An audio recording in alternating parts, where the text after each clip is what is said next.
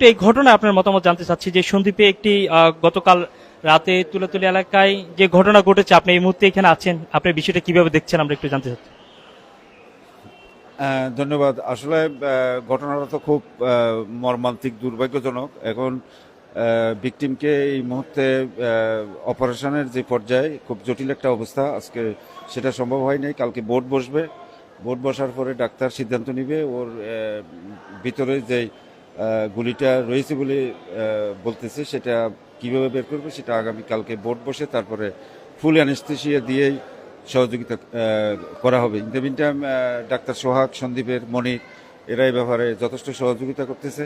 আমি আসলে আমাদের এলাকার এই ঘটনা, এখানে ইতিমধ্যে আমরা পুলিশ প্রশাসনকে খুব সিরিয়াসলি বলেছি যাতে করে যারা দোষী তাদেরকে আইনের আওতায় নেওয়া হয়। ইতিমধ্যে পুলিশি অভিযান এলাকাতে চলতেছে।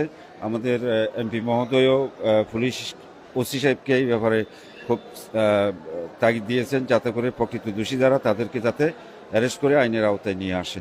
তো আমরা ওর সুস্থতার জন্য সবার দোয়া চাচ্ছি যাতে করে ওর প্রবলেমটা আল্লাহ যাতে ওকে উদ্ধার করে। এই ধন্যবাদ।